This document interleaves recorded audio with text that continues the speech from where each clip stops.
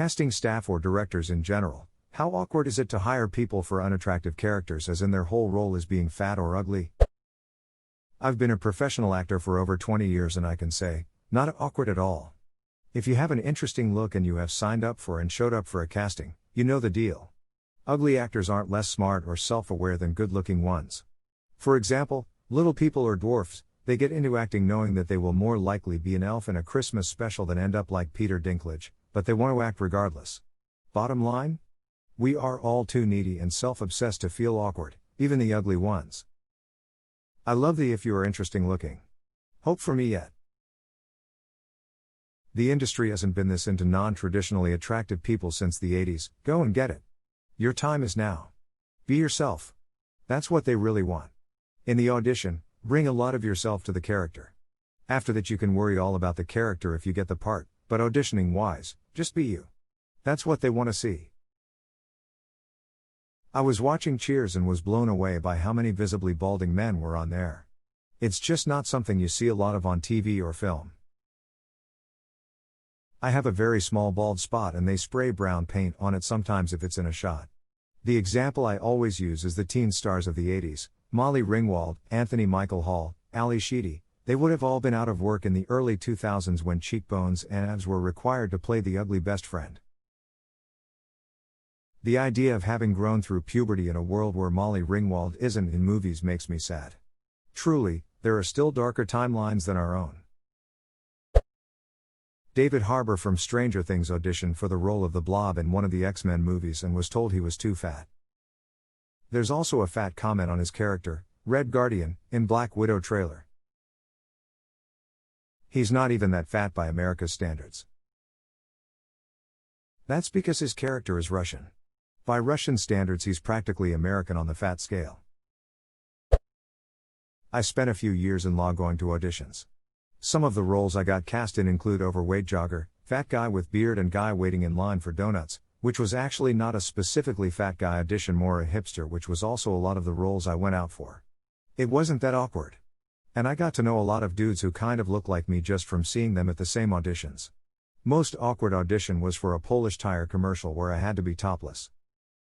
I'm Polish but I'm not sure if I ever saw a tire commercial with a topless fat dude. Maybe it's because there's a lot of topless fat dudes on the internet so it just didn't really stand out.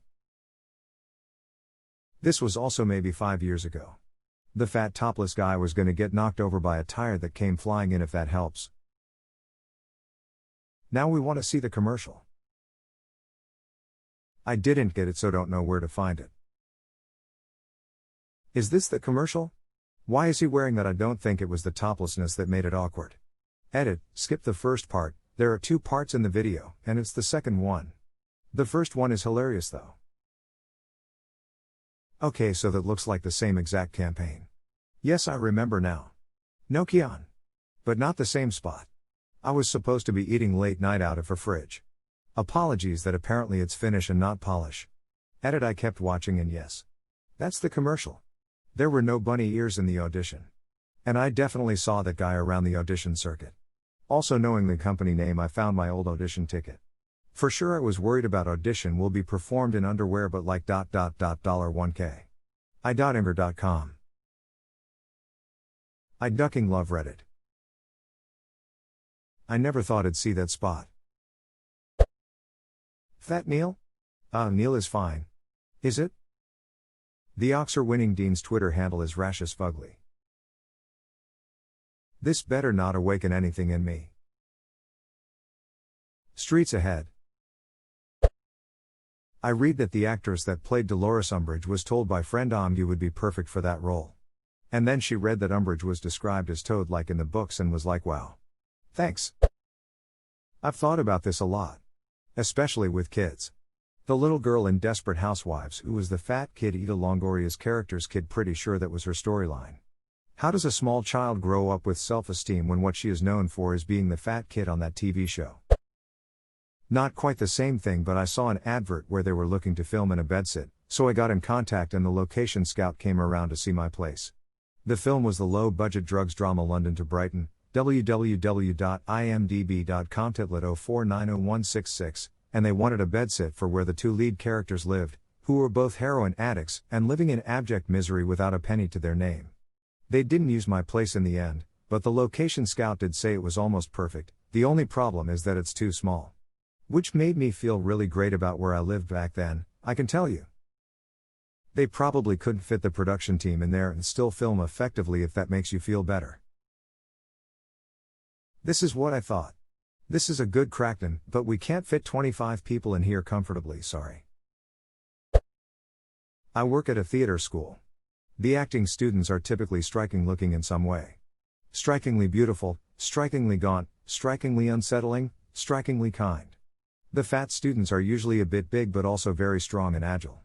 The ugly students are ugly in a unique and interesting way, not merely less attractive than their peers, but positively more ugly.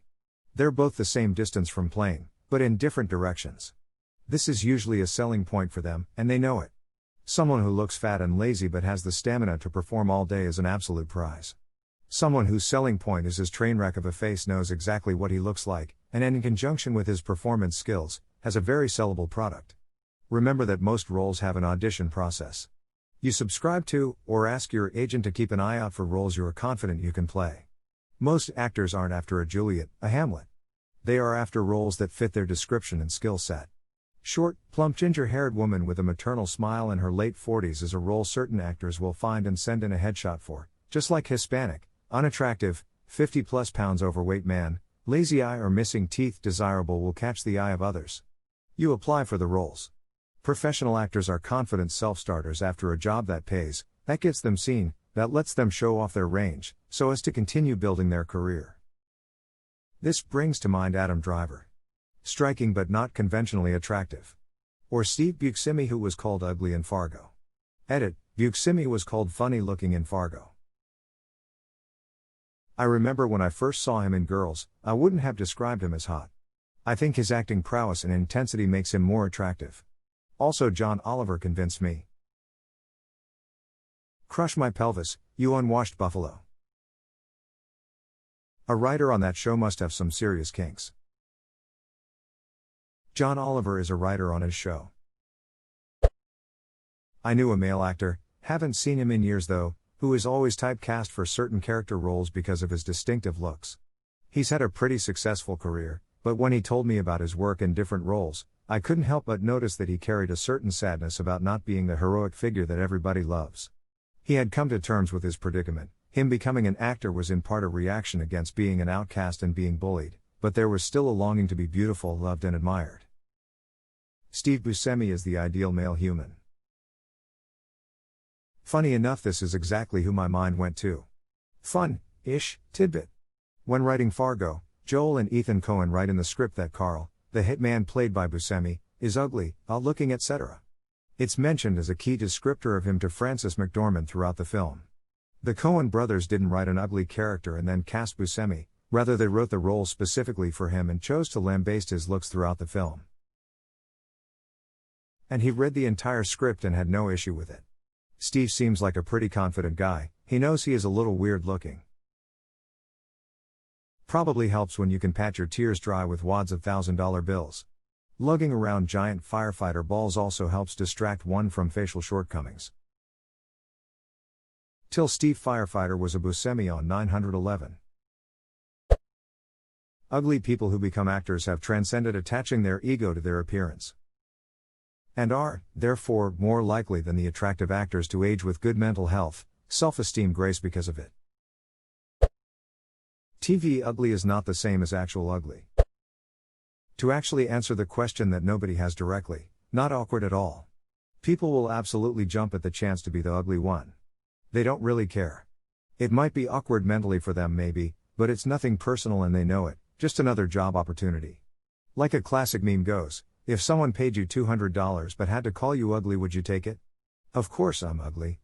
Not stupid. Edit, for what it's worth too, I think a main point is that it's an audition for the role of an ugly person, doesn't mean you are dreadfully ugly. Just like how British people in movies aren't required to be played by Brits. I came for answers and you're the only one who answered. Thanks.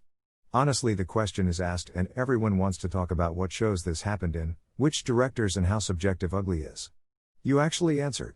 Thanks.